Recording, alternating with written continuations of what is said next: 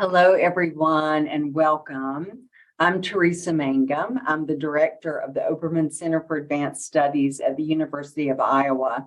And I want to welcome both those of you who are here live and those of you who will watch the program later. We hope that this program will be a useful addition to courses in American literature and history, African American studies, and a range of other disciplines.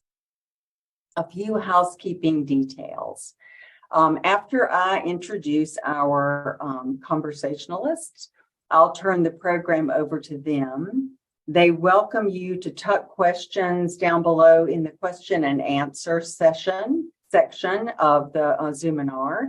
And we will, after their opening conversation, they plan to talk 45 minutes to an hour in conversation.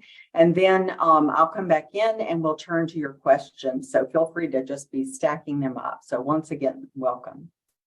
In collaboration with the Office of the Vice President for Research here at the University of Iowa, the Obermann Center for Advanced Studies hosts a program that we call Bookends. In this program, we fund a seminar on a nearly completed manuscript by an assistant or associate professor with 2 outside readers and 2 internal readers. And one of the scholars that we were delighted to support recently was Tara Bynum. Tara Bynum is an assistant professor of English and African American Studies here at the University of Iowa. She's a scholar of early African American literary histories before 1800. She describes her new monograph titled Reading Pleasures, Everyday Black Living in Early America as a study of 4 Black writers expressing inner joy. The book is part of the impressive new Black Studies series from the University of Illinois Press.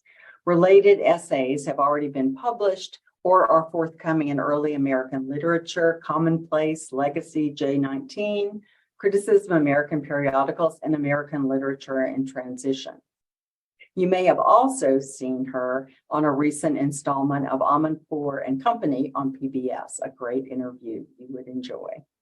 She is joined in today's discussion by Kabria Baumgartner, a professor in the departments of History and Africana Studies at Northeastern University. Professor Baumgartner is the author of In Pursuit of Knowledge, Black Women and Educational Activism in Antebellum America, which has been awarded 4 different national prizes. In addition to her many articles and accolades, Professor Baumgartner is also a public historian who collaborates with community groups on projects like the Black Heritage Trail of New Hampshire. We're delighted to have you here and to have these 2 fabulous scholars in conversation. And now I'll turn the program over to the 2 of you. Well, hello. Yes, thank you for that wonderful introduction, Professor Mangum. Welcome to everyone, and thank you all for joining us. I am absolutely delighted to be in conversation with Professor Tara Bynum this afternoon. We'll be talking about her fantastic book, Reading Pleasures, Everyday Black Living in Early America, and I have to do this because that's important. As Professor Mangum said, I'm Kabria Baumgartner. I teach at Northeastern University, so I wanted to give a quick shout out to a few of my students who are on the Zoom call. I'm really excited about this conversation. Professor Bynum, would you like to say more about your work? And maybe then we can discuss how our paths crossed some years ago. Absolutely. Thank you to Teresa and the Obermann Center, the Department of English and African American Studies. I'm just thrilled to have the opportunity to kind of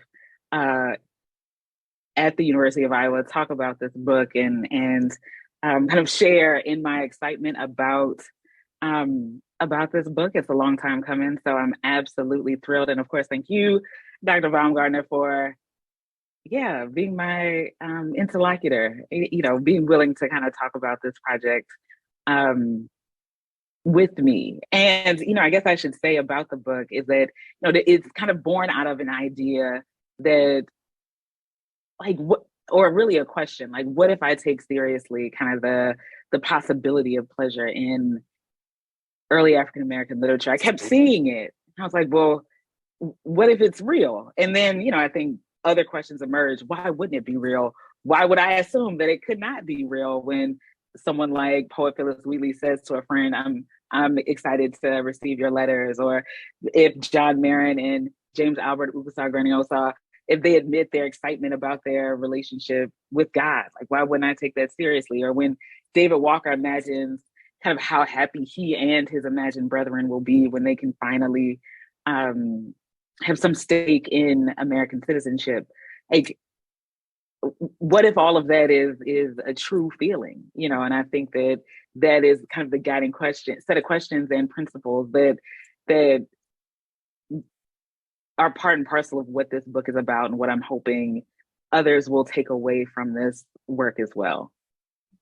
Yeah, I think that's fabulous. And one of the things I remember is when we were at the American Antiquarian Society, I guess it was 2017, 2018.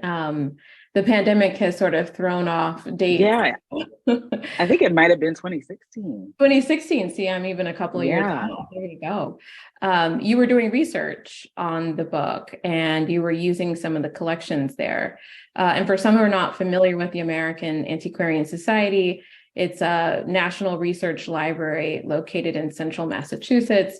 There's lots of fantastic programming. Actually, Professor Bynum just gave a talk, I want to say last week, right, at the American Antiquarian Society. And they also have research fellowship. So both Professor Bynum and I were in residence in 2016 doing research for our books. And so I'm curious if you could say a little bit more about some of the collections that you looked at while you were at the American Antiquarian Society. I think one of the things that I did at the American Antiquarian Society, and this is also where, like, 2016 feels like forever ago, was, I think, pay particular attention to like the holdings related to maybe Walker, and also a few kind of connected to Wheatley as well. I think the thing that admittedly also feels really memorable about the American Antiquarian Society and my experience there had so much to do with talking out the project and having the opportunity to talk to you about the project, and talk to Paul Erickson about the project, talk to Dwight McBride about the project, talk to folks that kind of asked those questions that then got me thinking better and more deeply about the project itself. And I think it has had, various ripple effects to include, like, this emerging new project that I'm also obsessed with. So, I think that in terms of, like, thinking about the importance of a place like the American Antiquarian Society, or the Library Company, or the McNeil Center for Early American Studies, where I'm currently a sabbatical fellow, by the way. I think that what they all have in common is the opportunity to take an idea and have folks ask questions of that idea, and kind of certainly has allowed me to wrestle with my ideas, and also figure out how to write at one and the same time as well. So I think that what comes from my research at the American Antiquarian Society is the book proposal that then becomes this book. So I think that it's a powerful experience, not just for the holdings that I looked at, but also for the opportunity to sit and think with myself, but also with so many other folks. And I think the yield, the bounty, ends up being kind of the writing itself. That's right. That's a great point that you make, because oftentimes there's this depiction of the researcher or scholar, specifically in a humanities field, who is sitting alone, right, looking at documents, and they're maybe a little bit isolated, they're solitary. But there's a community, right? There's a community of writers and readers and thinkers that we are in conversation with. So can you talk a little bit about that community? I know you mentioned some other scholars, but also the writing community, and those who helped you think and put these ideas together in the book? Oh, I mean, I think the idea of kind of the writer alone has some truth to it. You know, it's unless it's a collaborative writing exercise, like writing ends up being a by yourself kind of experience. But I think that the community part of it is absolutely tied to like the foment of the idea itself. You know, like even hearing about your work or hearing about another person's work ends up helping to inform kind of what questions I think of. So if I go back in time, you know, my PhD is in English, and I think that, you know, kind of coming out of Johns Hopkins, like my perspective on what counted as literature and also what counted like as, you know, the resources that I would need to use to better understand the text were pretty narrow. You know, they privileged the printed book. They you know, I think I was not necessarily the most interested in historical context. But what I've learned hanging out with historians is that actually history matters. Oh my God, it's a thing. There's information in history that can then help me understand the text I'm reading. Oh, I had no idea. So I think that the neat thing about having these fellowship opportunities is the fellowshipping itself. It is the realization that, you know, if I think about the Revolutionary War, I can then ask the question, how does the Revolutionary War impact the three authors who were alive during it that I write about? You know, how does it inform those letters that are sent between Obermann and Phyllis Wheatley? How does it impact the publication of Gronniosa's narrative? John Marrant is a veteran of the Revolutionary War. So I think those conversations very usefully helped orient me in time better than I had been trained to think. And I think that, you know, kind of a very sort of narrow text-based, print-based reading practice has its place.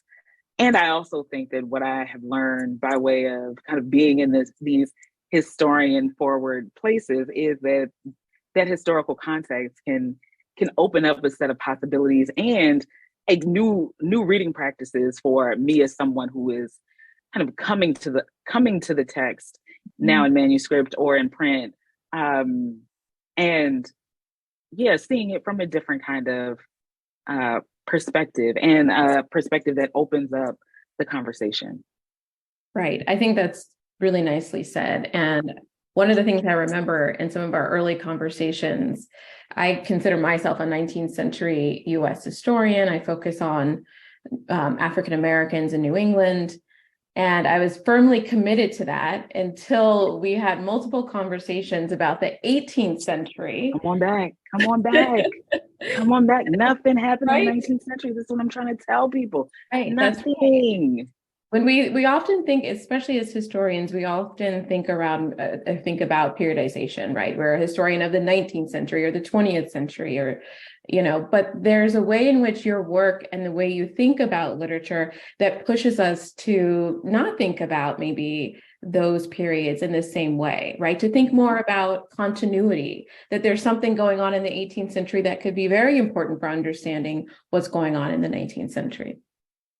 Well, I think that even where there's not necessarily like literary continuity, I also think part of what I am realizing and wrestling with is that when you're talking about people, there are, you know, I think a set of emotions that are available to us because we're human, even if the like circumstances of our lives are wholeheartedly different. You know, I think the 19th century folks understood what it meant to be happy. Folks in the 18th century understood that joy was possible as well. Folks in the 21st century put joy on murals and have whole like art installations kind of connected to it. And I think that that's what I am interested in, is that the idea of something like joy and pleasure don't have to be contemporary phenomenon. They don't have to just exist now. And I think that in many ways, it's that kind of, beginning with that anachronistic idea, like, I can be happy now. Does that mean that Phyllis Wheatley could have been happy then? And while, the anachronistic doesn't always work as a as a point of entry, sometimes it does, at least to start a conversation. Like, and I think that that's what has been kind of the driver of so much of my research is like seeing that continuity, especially since, I think about this in relation to teaching. And my oldest students now, like from when I first started teaching, were probably born in the late 80s. My students today were born in the 21st century. So there's a pretty sizable gap now between the oldest and the youngest, but all of them seem to think that Black people existed after they were born.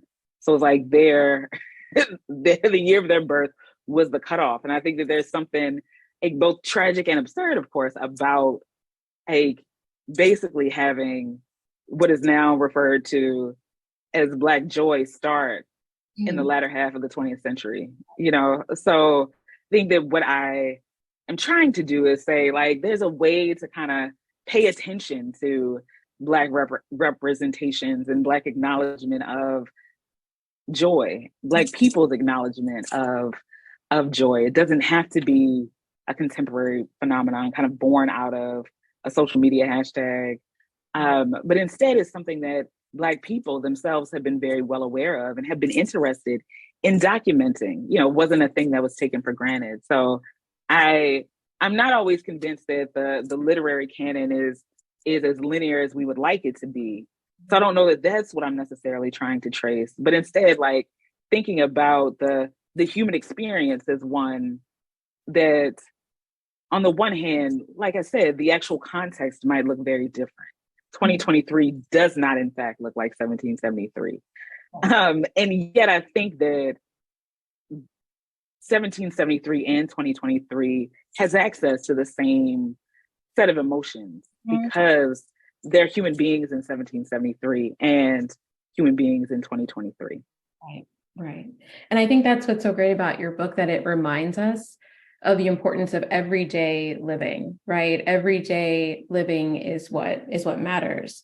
So if we're sitting down writing a letter to a friend and that brings us happiness and pleasure, we have to imagine that would be so, right, for Phyllis Wheatley writing to Obermann. So one of the questions that I have, and you mentioned this too, Black joy is kind of, let's say, late 20th century, early 21st century. It's kind of dominant now. We're now talking about it. But why do you think scholars maybe earlier have shied away from talking about Black joy and Black happiness? Well, I think that the fear in talking about Black joy, I think, especially in centuries past, is, and no one wants to affirm the happy slave stereotype. And I am not interested in doing that either. I'm not writing, I didn't write a book to like affirm the message of Song of the South. Like, that's not my aim or intention. But I think that there's a way to imagine Black life that isn't perpetually burdened by kind of tragedy, trauma, and sadness. And, I think the point that I often come back to is the kind of also anachronistic question, like, how did I get here? And if I am here as a Black woman in 2023, how do I get here if life is so difficult that it's like undesirable to keep living or even to have children? And I think that kind of born out of my own kind of interest in how I get here, obviously, because research is ultimately me search a little teeny bit. I think that the other question too was kind of even even emerged out of me thinking about, like, let's say our conversation today as two Black women. I mean, maybe 300 years from now, someone can have a conversation about this being some form of resistance, or some, kind of conversation that's about us countering something. And maybe that's true, but I also can sit here and say that I'm having a conversation with a friend of mine, and those forces that we are very well aware of as two Black women don't lessen. And it's not that we are suddenly unaware of them, or kind of trying to be, whatever the contemporary version of the happy slave motif would be. But instead, there's a way that, like, are these moments when it's just about having a conversation and having an experience together and delighting in that experience together, nerding out on past centuries, which is what we like to do. Like, that doesn't have us censoring racism, sexism, and all the other isms that impact our lives on a daily and regular basis. Mm-hmm. So I think that, the interest both in resistance and also kind of that separation from the happy slave is surely warranted. And I also think that there's a space for, kind of, as I said, recognizing a moment exactly like this one. Yeah. We're two Black women in conversation. We're two Black women who I'm sure could have another conversation that was about all of the isms and all of the various ways that systemic oppression has gotten in our way. And yet on this day, what we are talking about does not have to do with that explicitly. And in fact, I think hopefully kind of represents our own kind of delight in our camaraderie. That was one of the things when we first met and you were talking about your research. That's one of the things I remember the most, because I had been one of those scholars who was very focused on looking at resistance and protest. And your approach to the study of 18th century African-American literature reminded me that I don't have to try to find resistance and protest in everything that I read from the past, right? That I can find more than that, right? I can broaden that. And so this is why I really love the opening of your book, which I want to just read a couple of sentences, because it's very clear, it's very crisp. And I think it's a great reminder and opens up the questions you're asking. So this is the first page of the introduction. Black Interiorities, with a nod to poet Elizabeth Alexander. This is not a book about suffering. It's not a book about protest or resistance, slavery or freedom. It is a book about the many ways that Black people feel when white people, as an idea or a voyeuristic gaze, aren't looking. It's a book that looks for those good feelings that are neither governed nor legislated: joy, excitement, enthusiasm. So this book's central questions are maybe, how do Black people feel? What feels good to Black people? What felt good to Black people, particularly in 18th century North America? And so thinking about good feelings is very inspirational. For me, I'm drawn to, and I want to learn more about the pursuit of good feelings and what it means for scholars and students and community members to read for pleasure, right? And as you say, with possibility in mind. So if you could talk more about what I think is a methodology, right? It's a methodology that you're also advocating in this book. Can you, in maybe simple terms, tell us what is this methodology of reading pleasures? So I think that the method really is one that is kind of very connected to close reading. Close reading is not new in any way, but I think in addition to reading closely, I also think that it's about taking seriously what is right there in the text. So, when Phyllis Wheatley says, now to be serious, and that's literally what she says, now to be serious, to understand that what went before was not serious. And what we call that is a joke. So she told a joke a sentence before, supposed to laugh, and then she goes on to explain more fully what she means. But it's not that I am reading against the grain necessarily. It's not that I am kind of doing something particularly speculative either. Instead, it's seeing a phrase like that at the start of a sentence and saying, oh, that's funny. I know exactly what now to be serious means. It means that she wasn't being serious before. And we have language to describe that. That's humor. That's joke. That's, being funny. She was being funny. Like, why haven't we talked about a funny Phyllis Wheatley? So I think that a lot of what I was doing while reading and rereading this work was just paying attention to what was literally said and saying, what happens if I take this as seriously as possible? What do I learn about these folks if I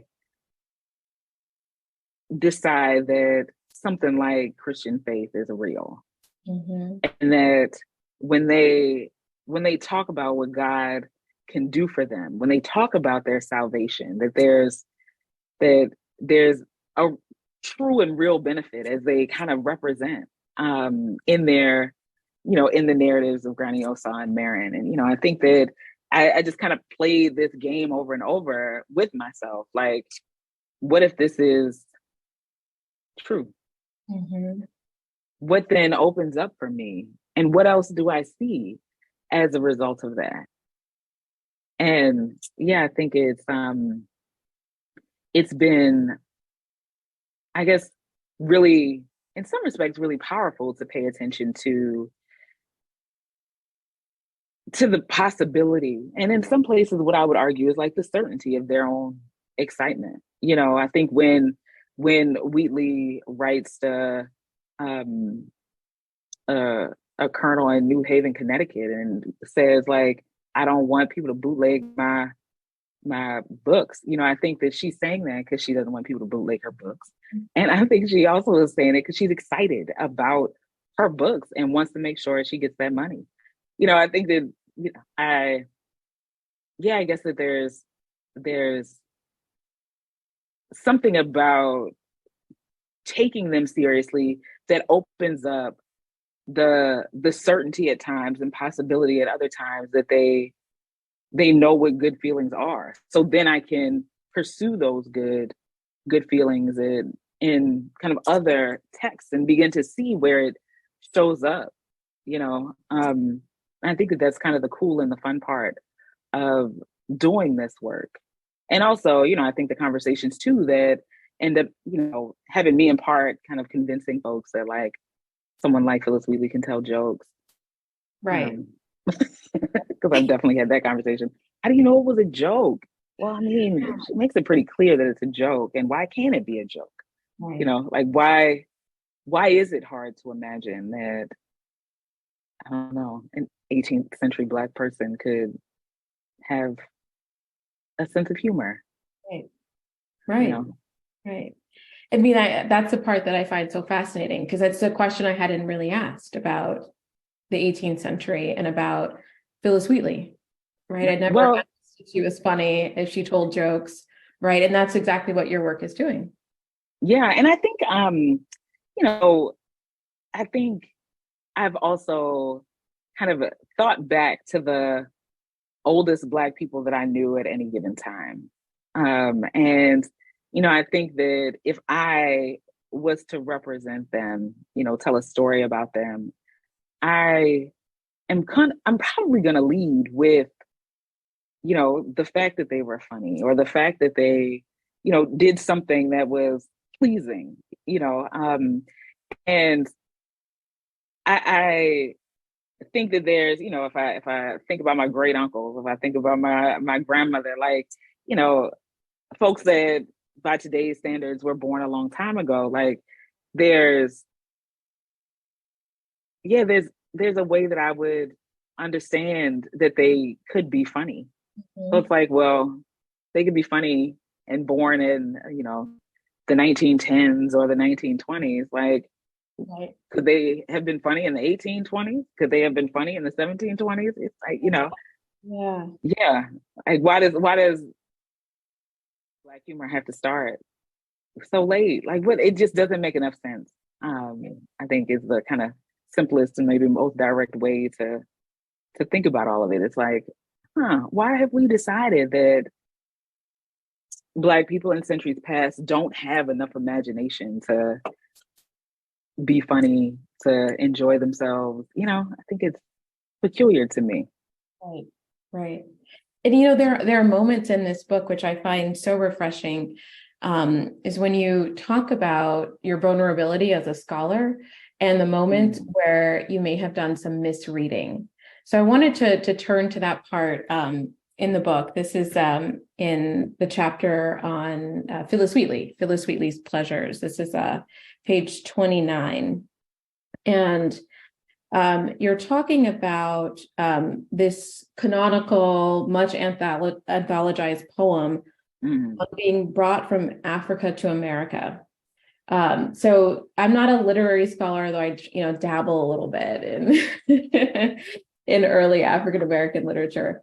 And I remember this poem gets a lot of critique. It's open to a lot of critique, right? Because Wheatley doesn't really talk about the Middle Passage. She doesn't talk about her enslavement.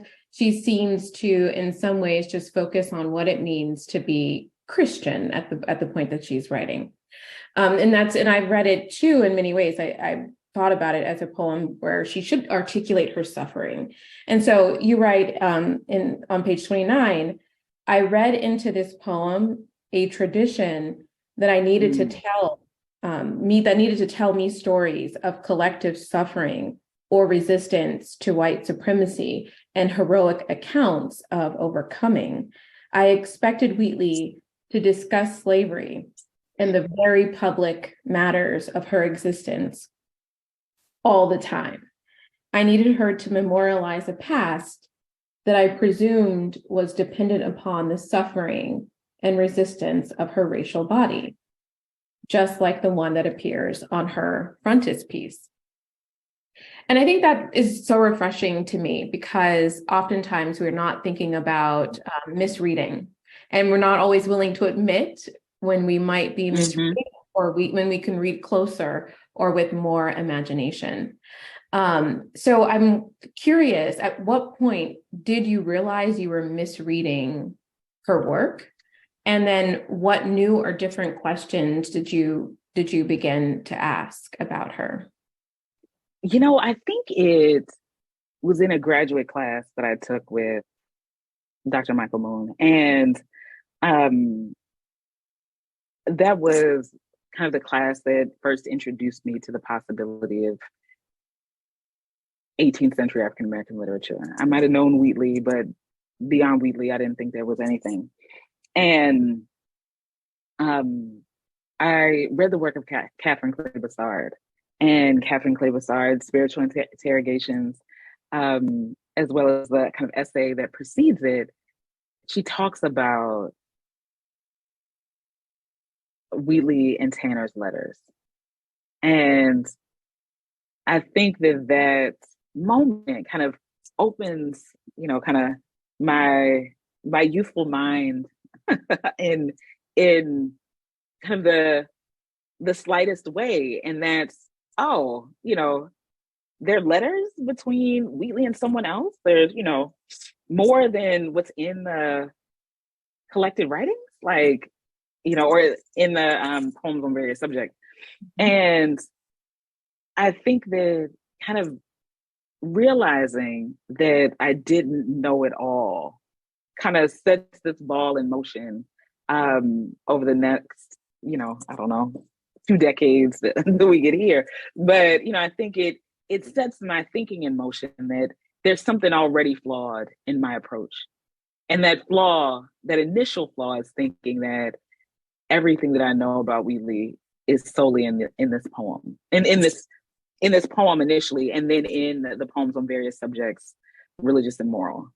I think that, kind of realizing that that there's so much more that I can learn about Wheatley, I think has me then like, oh, what is the more that I can learn? And, I feel like I tell this story all the time that like at some point I have to, go to the back of my Penguin edition and look at the letters. So I don't have to go to the Massachusetts Historical Society or the British Library, or I don't have to go to those places, though I can. Like, I just need to go to the back of the book that I already own and begin to see that there's this whole other world or other set of kind of knowledge that I can have about Wheatley. And I think that kind of is for sure what gets the ball rolling in terms of one, identifying that I've misread her. And I've misread her because my imagination is not big enough or was not big enough at the time to think of her more complexly than in book form, So I hadn't thought about like, does Wheatley exist in manuscript? Does Wheatley exist in a census record? Did Wheatley belong to a church? Like, I don't know how to ask these questions yet. But I think that Catherine Clay Bassard's article, coupled with Dr. Moon's class, like it is the beginning of me realizing that, oh no, I've gotten this wrong. Mm-hmm. And I've gotten this wrong because no one's told me. Mm-hmm. So I have to figure out how to get this right, because I think I've made the largest mistake of all. And that's just imagining that Black people couldn't do something simply because of, an institution like slavery. I was the one who limited these historical actors because I couldn't imagine something greater for them, which is different than them actually being limited in some respects, That's right. That reminds me a lot of Stephanie Camp's work. She wrote this great book, the title Closer to Freedom. And she talks about enslaved people in the 19th century South and the fact that enslaved people had parties. They had parties, they had celebrations. And when I read this, I was shocked, because we don't learn that part of what it means for enslaved people to experience enslavement. And I think there is this worry, this fear that if we claim too much of that the scholarship in the early 20th century about this quote unquote happy slave, that we'll be trafficking in that scholarship. So we're always very delicately dancing around, ideas of pleasure and joy, even when people are in oppressed situations. Mm-hmm. But her book was one of the first where I read it and I thought, well, there's something here, there's something important. And we need to be careful. We have to talk about, oppression and all these other things, but we also can't just not talk about joy, not talk about parties. Right. Or like,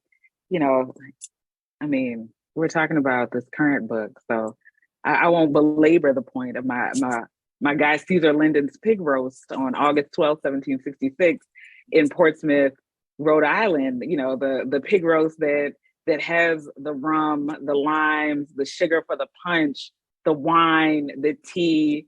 There's, a room that's been rented for the overnight stay. It's like when you find that, or when it's presented to you, as it was to me, like a whole receipt for this day, like, do you have to chuck that because it doesn't fit into our perception of what Black people can and cannot do?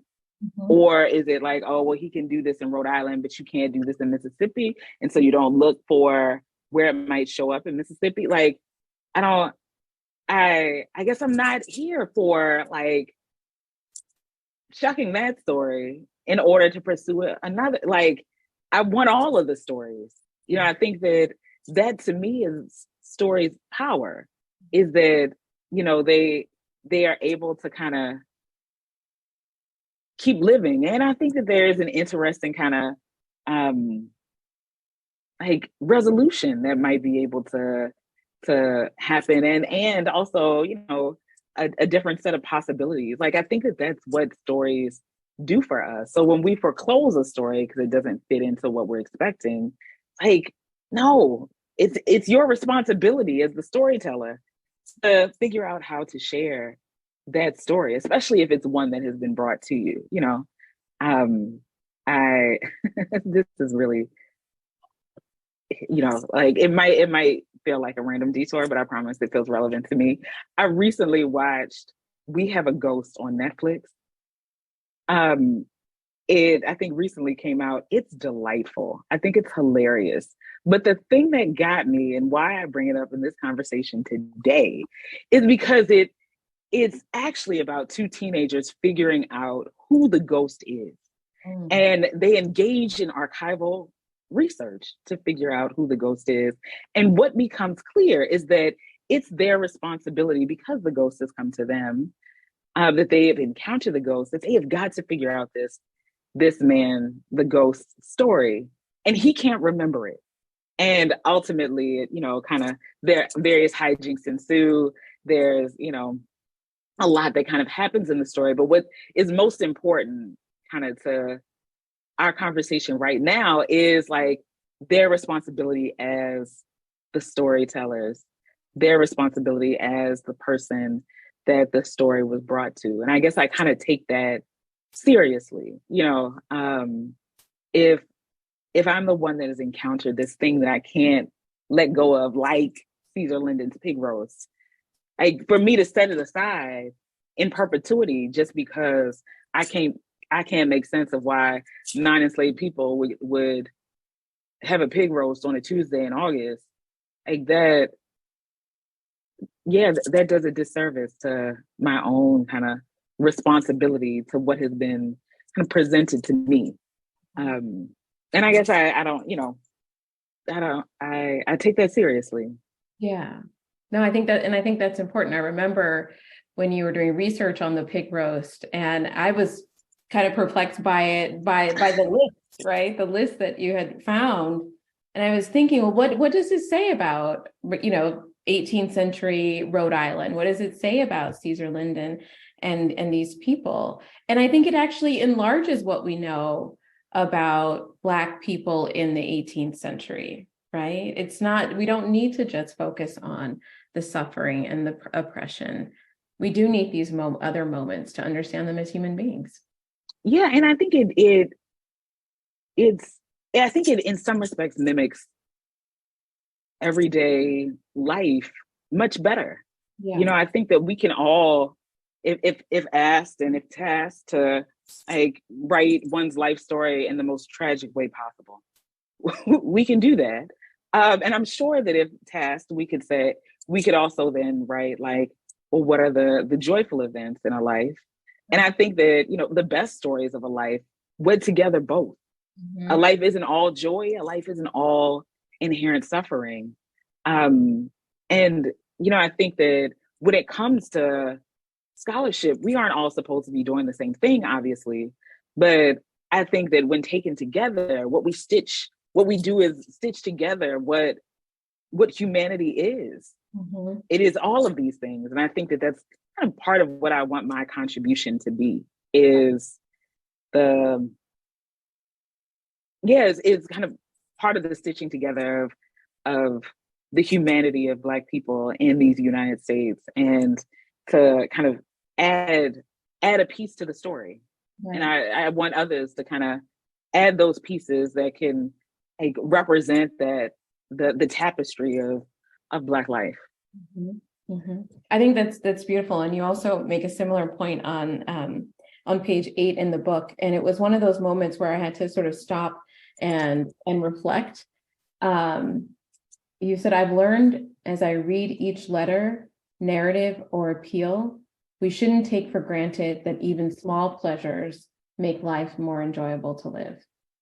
And I think it was reading that sentence in the context of your book, but also in the world that we live in today, where things do feel chaotic and messy, and there is a lot of loss and sadness all around us. It's not all consuming, hopefully, right? And there are these small pleasures that make life livable. And we want to locate those, we want to identify those, right? At the same time that we recognize that slavery was awful, right? Right. Hands down. Yeah. Yeah, I just don't put a dark chocolate walnut cookie in front of me. Like, you will see the utmost delight, and it's the simplest little thing. I have a preferred store to get them from as well, at Waters in Baltimore City. Best dark chocolate walnut cookies ever. And they're so delicious. But I think that, it's pleasures in that way. It's sometimes big pleasures too.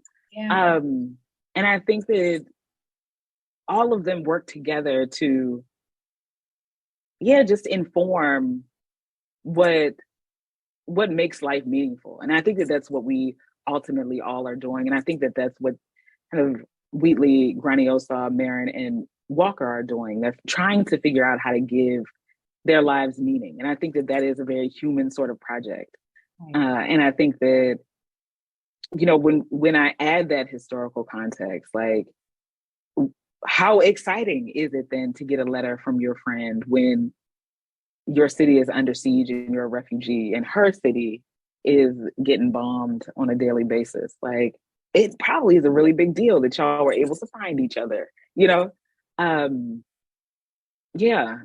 think that, that just adds to think about, like, how that historical context then shapes what counts as small, and what counts as really big,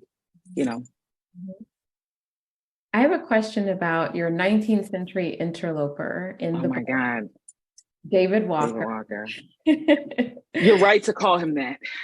I'm using the language that you use when you would talk about the book. You always called him your 19th century interloper. So for those who don't know, the book focuses on three 18th century Black writers, but then David Walker is the 19th century interloper.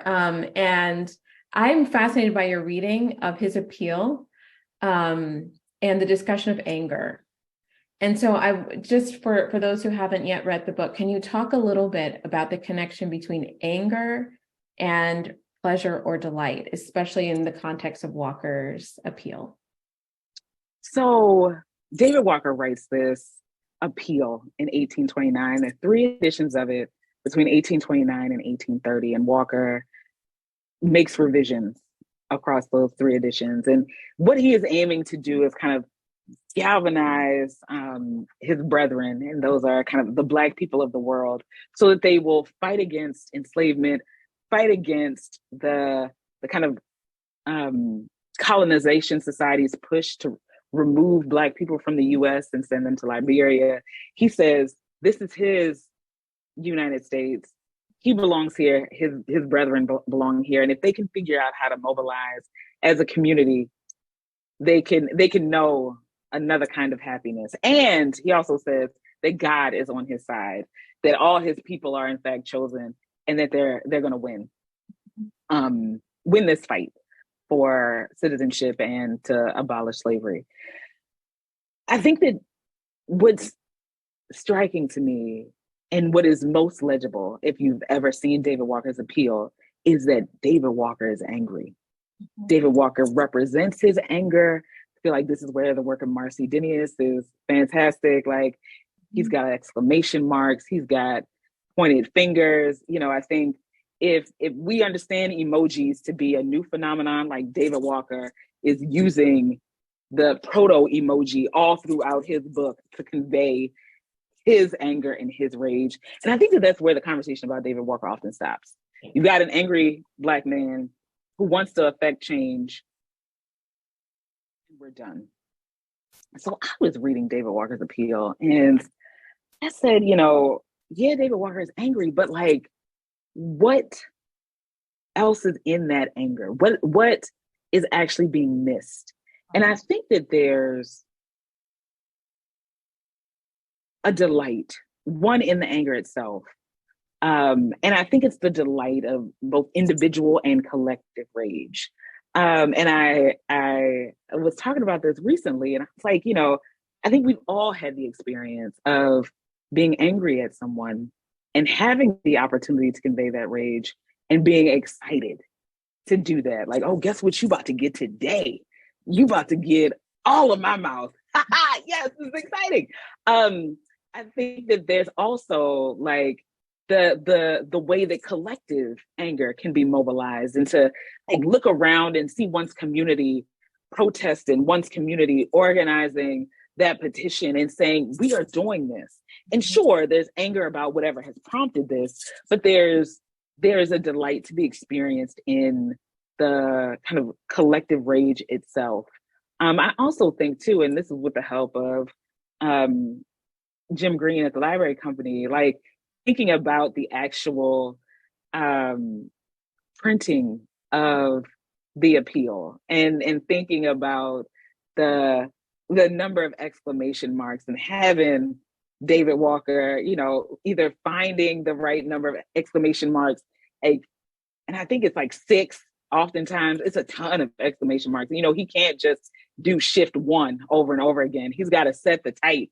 And like, does he have enough exclamation marks? Does he have to go ask his printer friend, like, can I borrow 3 of your exclamation marks? And then he has to press it himself. And this is where, I think the folks who know printing better than I could offer up the right motion, but like printing is aggressive. Whatever the movement is, whether you're pulling something down or rolling something back and forth, I think that there's, something both delightful in that rage and being able to express that rage. I think that there's a pleasure in that. And I think ultimately Walker has an end in mind. And that is, I think, the part that gets beyond the delight and the anger itself, but envisions a happiness for his community of folks, for these Black people of the world. And so I think that there's something powerful too at the end of the appeal when he says, if we can mobilize, if we can understand that God is on our side and fight back against these like hindrances, like slavery, like the colonization schemes that want to send Black folks to Liberia, like then we can create a nation right here in the United States that understands that we are active and engaged citizens, that understands kind of our worth. And I think that there's something very powerful about the end of Walker in that way. Like if you walk with him through this anger, you realize that the anger is not an end to itself. Like the anger is what gets the individual to be part of the collective, to then, do whatever it takes to make this nation anew. And like basically change everything. And once it's changed, there is an other kind of happiness available. I love that section in the book. It says David Walker's Futures, because I've never thought about David Walker and Afrofuturism, but there is a connection there. And you're right. If we don't just end our discussion of David Walker's appeal with him being angry, if we actually extend that to what he wants, which will bring him pleasure, then we can think about the ways that Black people are very radical in imagining a better world. Right. Yeah. And David Walker is all about imagining a better world. That's right. He's not just about like, oh, let's be angry together. Like that's part of it. But I think that the appeal is also a like visionary document. Yeah. It's a document that has to also include the vision that he has for the future. Right. And I think that's part of like the reason that it goes through so many editions in such a short amount of time. Like he is actively engaged in that visioning process. He revises it fairly substantially, both in terms of like the words themselves, but also the way the type is set. So like looking at edition 1, edition 2, and edition 3, you can see how he maps and remaps what's important, Yeah. And I'm fascinated by printing. My next project is going to look at Black printers. One chapter will look at Black printers. I will talk about David Walker, but I'm also talking about some other African-American youth in Boston who are working with William Lloyd Garrison on his Liberator newspaper and the work that they did at the printing press. So I'm very interested in what it means to set type, what it means to compose, what kind of skills and how that was the technology of the day. We take it for granted a little bit now because we got our keyboards, we got our printers, we can just, click print. But it was so much more challenging, and it took more time and more energy to print in the 19th century and before that. So I think that is a fascinating part of understanding David Walker's appeal. I think, I just was going to say about this, your kind of newest project. Like, I think that there's, I guess, something to be said about too the way that the printers are like holders of knowledge. Yes. And the relationship between skill and literacy and where they kind of come together, where they don't come together, the fact that you might be able to set type but not be literate, but also be in a place where like information is being traded. I think that there's something really neat about kind of working in that environment. And like I said, the intersection of skill and literacy might not necessarily be what we would intuit. Right. Yeah. That's right. It's really fascinating. I'd love to talk more about it. I have one last question about Black Lives Matter. Mm-hmm. And the work that you're doing in this book, and maybe how this book is in conversation with that movement.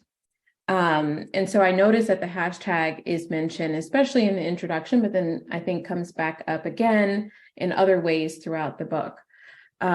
How would you say that movement has shaped your writing of this book?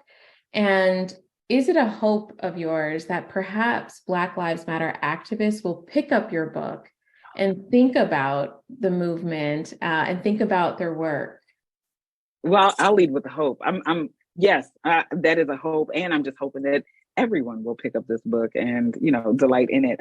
I think that it's funny, when I kind of first sort of committed to writing the book around 2016 or so, I think that it was both a part of the public conversation, but I think it might have been a bit on the decline a little bit.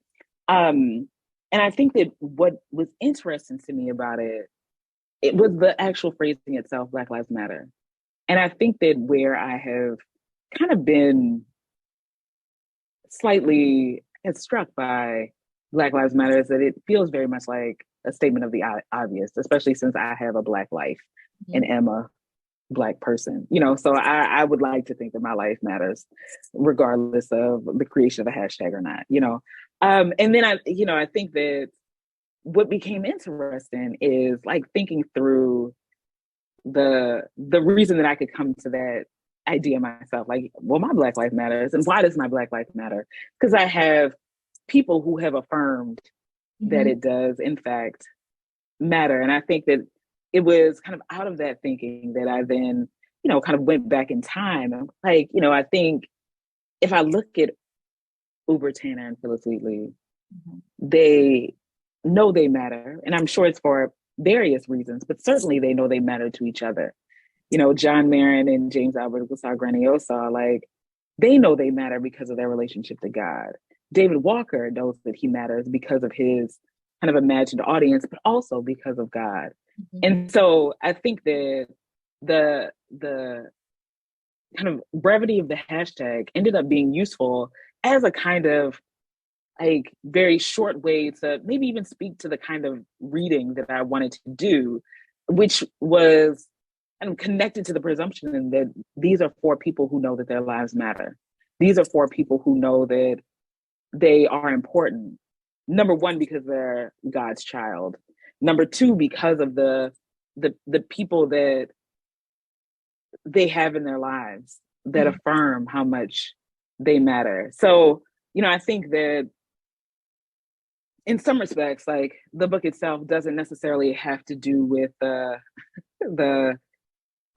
movement itself, and the events that kind of create the movement. So it's not, I don't address something like police brutality. Violence is not, in various forms, is not what is most important to this text itself, but it really is like the directive implicit in Black Lives Matter. It's the declaration of the obvious. It's a piece of advice. It's an answer to a question. It's, by way of the hashtag, even though I know that they are not nearly as useful as they once were, but like it's a way to collect people together. So it's a kind of an archival practice in some respects. It's a search. It makes some. It offers discoverability to kind of a group of people. So I think it's in that way that Black Lives Matter is kind of key to the stories that I want to tell in this book. Right.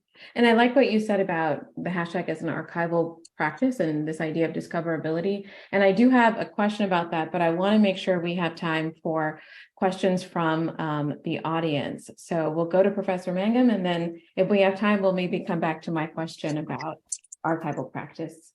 So first of all, thank you both for an absolutely fascinating, inspiring conversation. It was just really, really rich and wonderful, and just makes me want to read not only the book, but also all the texts that you talk about in the book.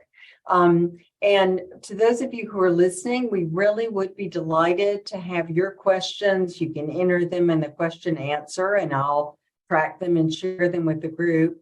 And while you're thinking about whether you might have questions, one thing I'm really curious about, I tend to process the world through thinking about teaching. And I'm wondering how your students have responded to when you've taught through the lens of this book, material that they may have only encountered through the lens of the suffering that, enslaved people would have experienced.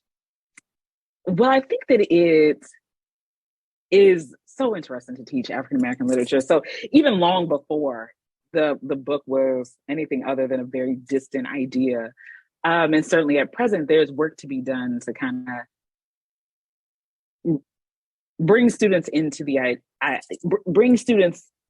idea that African American literature is not just exclusively about suffering itself. And also to get them comfortable with the idea that like all stories have tension, all stories have difficulty. So the little boy who had that horrible, no good, very bad day, I can never remember his name, but like that's a book that also has tension. His day doesn't get good until the end. The entire book is about how bad his day is. So I think that what I have figured out how to do is in like small chunks introduce, especially if we're doing historical work, like introduce the text so that we can wrestle with student assumptions about Black experiences and what experiences are available. So like once we get past the assumptions, then there's a way to kind of enter the text and enter the conversation. And my favorite activity, and if anyone has ever been a student of mine, they know I do this all of the time, is the See, Think, Wonder. So I present them either with a little bit of text or an image, and I ask students to identify what they see, identify what they think about what they see, and then to kind of like name what they wonder. And the wonder is where the kind of questions come up. And I think that draws out the assumptions so that we can wrestle with those over a set of days so that, like I said, we can then begin to enter into the stories that are in front of us. And my hope is that by the end of the semester, students at the very least have some idea that like tragedy is not the only way to talk about Black life.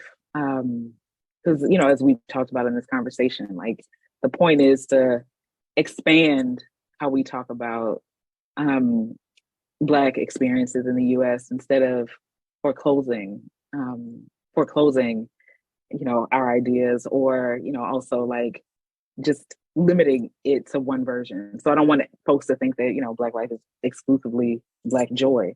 But I also don't want them to think it's just Black suffering too. Mm-hmm.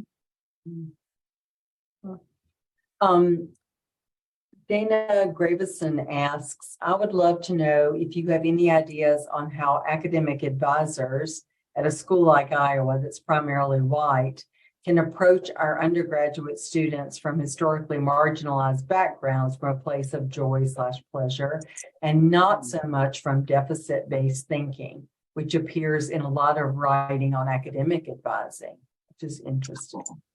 I mean, I think that's a really interesting question, and almost one that's like, can we get coffee later? Because it seems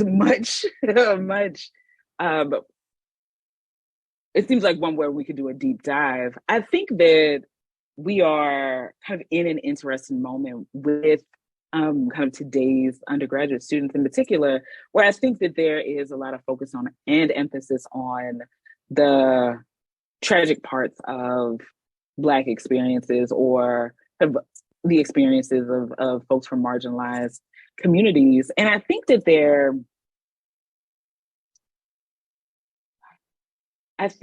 a way to bridge the bridge the experiences themselves, because I think that students are in fact kind of having very adverse experiences at times.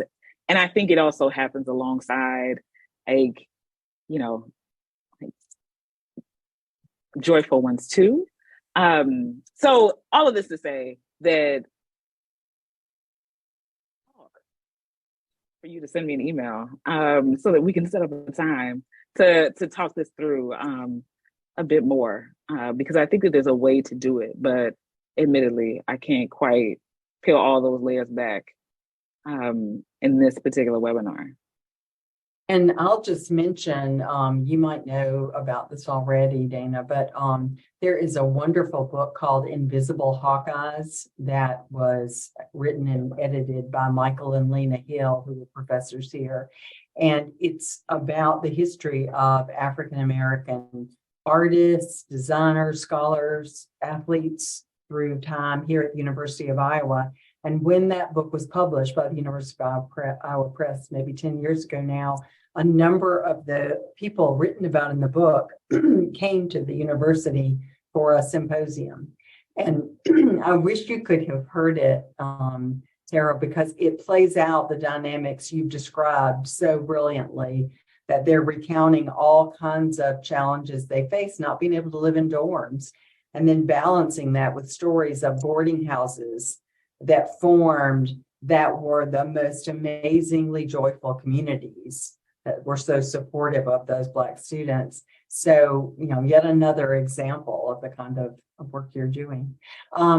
Another question, Michael Ayers asked, were there additional authors whose work you considered including in Reading Pleasures before you settled on Wheatley, Marrant, Gronniosaw, and Walker? And who would have been the fifth author if you had included one more? So, no, there were not. And there were not any that didn't make the cut. The reason, I think this is an interesting question because it kind of gets at the why did you pick these four question? And the reason that I picked these four is that they are canonical. They are easy to find. They are in print. They are otherwise accessible. And I wanted to use for this particular book really accessible and canonical and kind of print-based writers, because I kind of wanted to enter in this conversation not with something that I kind of found, but with something that already existed in an effort to get us to think about how to think of who we already know in new ways. Now, I think that your question also gets at who else I'm interested in. And I think the Black people of Newport, Rhode Island have got me by stronghold right now. I am obsessed with the 18th century Black community in Newport, Rhode Island. And there's a cast of characters, including Uber Tanner, who I am kind of fully immersed in right now. But they would not have made it into this book. Yeah. Any other questions in our last few minutes, or any other final questions that you all would like to ask each other? I would like to hear about Tara's new project. Ooh. So the new project does not quite have the hook, the pitch yet, but it is going to be about this Black community in 18th century Newport. And I know that there's a community. I know that this community cares about its folks. And I'm interested in this community right before and during and right after the Revolutionary War. So let's say from like the 1760s to the 1790s. And I'm still trying to figure out what it is that I have to say, but they leave behind a lot of extant material. And I think that one of the most interesting things about them is that they leave so much behind, and that there's a kind of culture of collecting or a culture of remembering in some respects. I don't think it's unique to them in any way, but I think that there's something very powerful about it, especially in this moment where, you know, the archive and who gets remembered is still something that is so fraught. And, you know, in some respects, rightfully so. So I think that the easiest way to think about what I'm talking about is Uber Tanner. Uber Tanner keeps Phyllis Wheatley's letters until right before she dies. And their letters are from 1772 to 1779. And Uber Tanner in the 1830s gives them to her pastor's wife, at least gives some letters to her pastor's wife. I don't know if it's all of them, but 6 or 7 of them. And so it's 50 years that she keeps these letters. And what we have to remember is that there's the Revolutionary War that she's still living through.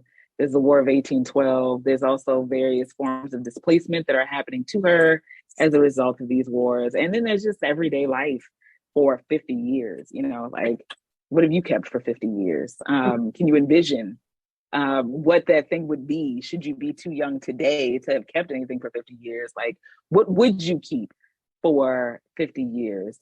So I think that what's interesting too, if we sit with that, is, you know, she chooses to keep them. She chooses to give them to someone, possibly with the hope that that someone would find a way to preserve these letters, and that someone ultimately does, which is why we have them today.